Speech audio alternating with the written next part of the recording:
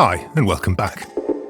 I made a video for Snapback recently, and I think perhaps I assumed too much. I figured that obviously this thing has latency.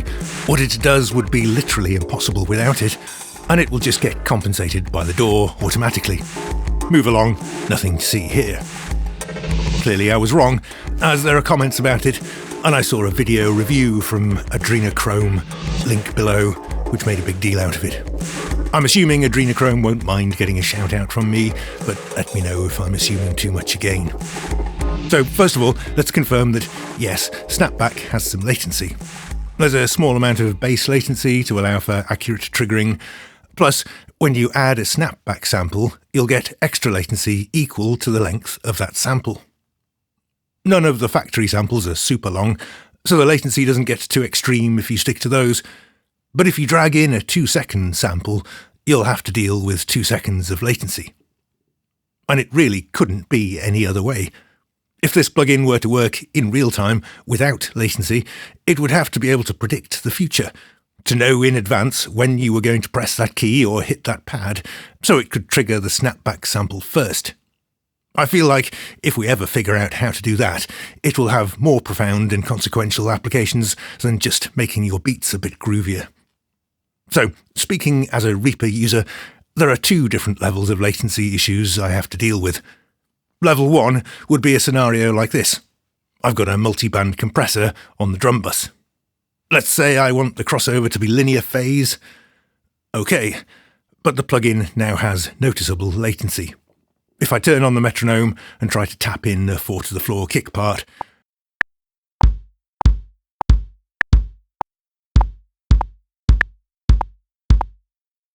I can't do it, it's impossible. However, if I disable the compressor while I tap in my beats,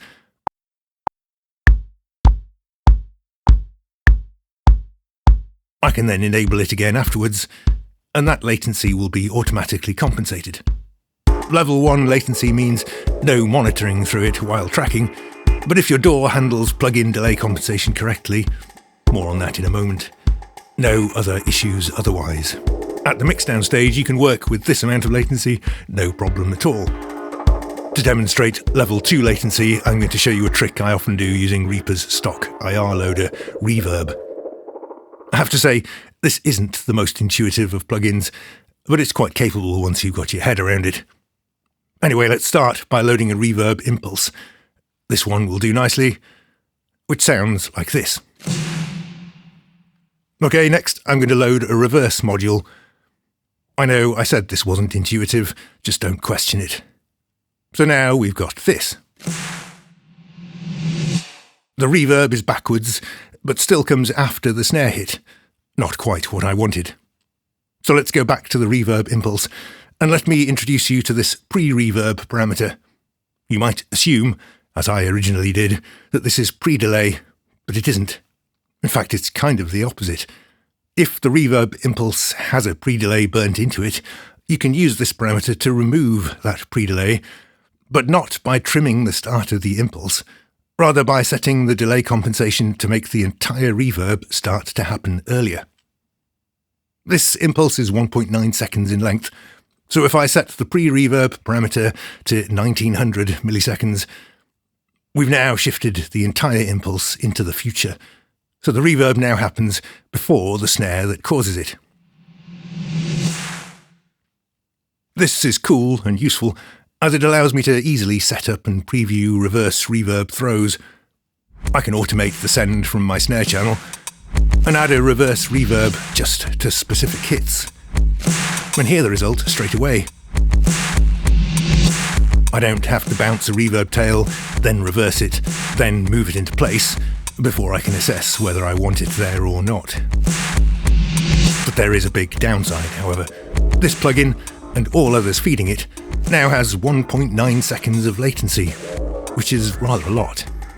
That means 1.9 seconds of delay between pressing stop and playback actually stopping, or between adjusting a parameter and actually hearing the change. Sweeping an EQ band defined to problem frequency becomes especially painful. It's enough to make mixing much slower and more cumbersome, and it's what I think of as a level 2 latency issue. Granted, tracks that aren't routed to the reverse reverb aren't affected, at least not in Reaper. But in this case, all my drums are coming from one instance of battery, so having extreme latency on the snare means I also have that latency on all my other drum tracks. So generally speaking, once I've got my reverse reverb throws in the right place, I'll bounce that reverb track and get my nice responsive session back again. It's important to note, however, that this is just a convenience thing. Reaper doesn't care if the latency is huge, it still compensates it just fine, and everything still works exactly as it should. That's Reaper, though. It has particularly good plug-in delay compensation. Honestly, that's one of the main reasons I made the switch. That was over 15 years ago, however. You'd think maybe the other DAWs would have caught up by now. Apparently not, judging by stuff I read. I'm either not up to date with or totally ignorant of other DAWs these days, so I'm not going to name any names, but here's a small selection of possible PDC issues you might run into. First of all, there might be a limit to the amount of latency that can be compensated. Snapback has to do the same thing I did with the reverse reverb. If I load a 2-second reverse cymbal sample into the snapback section, that's going to require 2 seconds of latency to line up correctly. If your DAW has a latency limit, then that effectively imposes a limit on the length of sample you can import and have it work correctly. Worse still, that may be a cumulative track limit rather than a plugin limit. So loading a different plugin with latency on the same channel will further reduce the maximum sample length you can use for a snapback. Or maybe your DAW correctly compensates the latency on channels, but not buses. Or maybe on certain types of buses, but not others. The best solution to that one might be to switch to Reaper. Sorry, I couldn't resist that. That's a deal breaker for me, but luckily we're not all the same. You'll just need to be aware of your DAW's limitations in that respect and avoid latent plugins on the types of channels that can't correct for it. Or perhaps your DAW almost handles PDC correctly, except it forgets to compensate automation. My reverb throws example would break totally in that case, as the automation would all be in the wrong place. And fixing that manually would be as much hassle as reversing reverb tails in the traditional way. Maybe your DAW handles PDC just fine, except it's not happy when plugins change their reported latency.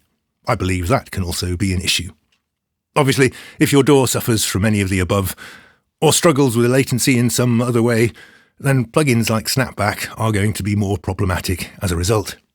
Unfortunately, that isn't something that the Cable Guys developers can do anything about. The plugin has to correctly report its latency to the host, but from that point on, it's all on the DAW, and any fixes will have to come from the developers of that DAW. There's only one way the Cable Guys developers could address the issue, and that would be to implement the idea as an ARA plugin instead.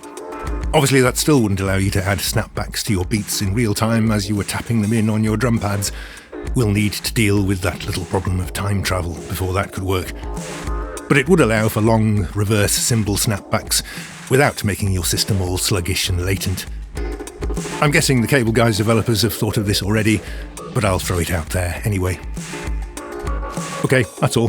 Thanks for watching.